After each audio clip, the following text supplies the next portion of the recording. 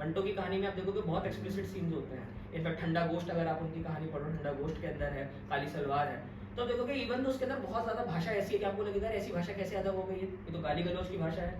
तो आप इसमें चुपता है कि लिहाफ कहानी आप लोग पढ़ी, लिहाफ के अंदर आप देखोगे उसमें लेस्बियन लव पर उन्होंने लिखा है, तो लोगों ने एक्सप्लिसिट कह दिया। और उसकी इंटेंशन क्या है, क्या उसका पर्पस आपको हंसी मजाक करना है, क्या उसका पर्पस आपको उसकी खिल्ली उड़ाना है या मजाक उड़ाना है, या उसके अंदर किसी को एक्साइट करने का इंटेंशन है कि तो पोर्नोग्राफिक राइटिंग। आप देखोगे वो कहानी पढ़ने के बाद आपके मन के अंदर गंदे इमोशंस, वल्गैरिटी नहीं उठती, आपके अंदर सिंपैथी, एम्पैथी, आप बहुत सेंसिटिव हो जाते हो कहानी को लेकर। इंटेंशन मैटर करती है राइटर की, क्यों बना रहा है वो। जैसे आजकल वेब सीरीज है, जैसे नेटफ्लिक्स के अंदर है, उसमें बहुत से सेक्स एजुकेशन, अगर आप लोगों ने देखा होगा सेक्स एजुकेशन है, उसमें भी एक्सप्लिसिटनेस है, बट अगेन उसका पर्पस क्या है, पर्पस बहुत मैटर करता है। अगर पर्पस कुछ और है, पर्पस आपके इमोशंस या अराउज करना है, तो वो फिर लिटरेचर या आप फिल्म भी आजकल तो लिटरेचर में ही आती है। Okay, so literature must always be positive intentions के साथ चलना चाहिए। बट पॉजिटिव इंटेंशंस जो वही आपने बोला ना, उसके पीछे इंटेंशंस क्या होती है, उसके ऊपर डिपेंड करता है। पॉजिटिव इन द सेंस कि वो इंसान को जगाना उसका पर्पस है, टू मेक यू थिंक, सोचवाना। पॉजिटिव हम कई बार समझते हैं कि पॉजिटिव का मतलब है हमें एक आइडियल देना कि दुनिया इस दिशा में जानी चाहिए, ये हमारा लक्ष्य है। ऐसा नहीं है। कुछ लिटरेचर आइडियल होता है, पर शानदार लिटरेचर आइडियल नहीं होता, वो रियल होता है। आप प्रेमचंद का लिटरेचर करियर देखोगे, प्रेमचंद ने शुरुआती दौर में बहुत आइडियल कहानियां लिखी है। आप देखोगे आइडियल कहानी है उनकी, एक वो है बड़े घर की बेटी की उनकी कहानी है, एक बूढ़ी काकी की उनकी कहानी है। आप शुरुआती कहानियां देखोगे प्रेमचंद, एक वो पंच परमेश्वर है, वो आप कहानी पढ़ोगे, स्कूल में पढ़ी होगी पंच परमेश्वर, वो सब आइडियलिस्टिक है। आइडियल सरपंच कैसा होना चाहिए, आइडियल बहू कैसी होनी चाहिए। लेकिन अब ओवर द टाइम जब लास्ट में देखोगे, लास्ट की कफन कहानी है प्रेमचंद की, कफन आप पढ़ोगे वो दो लोगों के बारे में जो छोटी जाति के, और उनके पास खाने को नहीं है। उसकी एक आदमी है, उसका बेटा है, लोग बाप बेटे हैं, और जो बेटा उसकी बीवी प्रेग्नेंट है, जो टेंट के अंदर जो छप्पर डाला हुआ उसके अंदर है, और खाने को नहीं है उनके पास, खाने को नहीं है। उस कहानी में भी ये बताया, अगर आपका पेट खाली है तो आपके अंदर की इमोशंस, एम्पैथी खत्म। आप दूसरे का दर्द तभी समझोगे जब आपका पेट भरा हो। जब उनका पेट नहीं भरा होता तो वो मांगते हैं पैसे की, भैया उसकी बीवी मर गई है टेंट में, तो पैसा इकट्ठा कर रहे हैं क्रियाक्रम के लिए।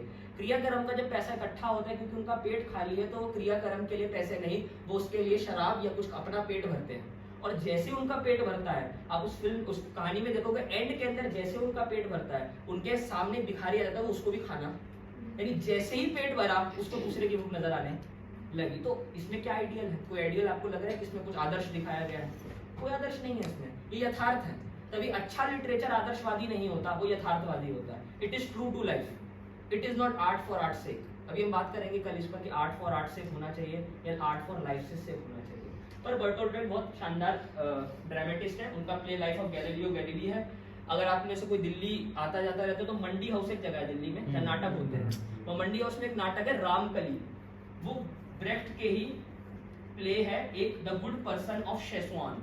रामकली नाटक है, आप लोग देखिए, होता रहता है मंडी हाउस के अंदर, वो भी बर्टोल्ट ब्रेक्ट के प्ले पर है। मैंने बर्टोल्ट ब्रेक्ट का जिक्र क्यों आया था मुझे याद है, हम लोग बार बार कहते हैं कि लिटरेचर समाज का आईना है, ठीक बात है, पर बर्टोल्ट ब्रेक्ट ने बिल्कुल ठीक बात कही। उन्होंने एक आइडिया दिया, और उस आइडिया उनका नहीं है, मार्क्स का ही है, कार्ल मार्क्स को। उस आइडिया को कहते हैं प्रैक्सिस।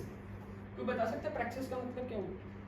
ये मार्क्सिस्ट फिलोसफी, क्योंकि बर्टोल्ट ब्रेक्ट वो मार्क्सिस्ट है।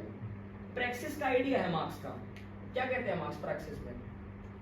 प्रैक्सिस का मतलब, मार्क्स ने कहा है कि आज तक लोगों ने दुनिया को समझा है, पर पॉइंट है उसको बदलने का। हम लोग समझते रहते हैं दुनिया को, फिलोसोफर दुनिया में ध्यान लगा रहे हैं, समझ रहे हैं लाइफ को, the point is to change it. Bertolt Brecht ने यही आइडिया लेके आर्ट पर लगाया। उसने बोला we always think that art is kind of a mirror which reflects reality.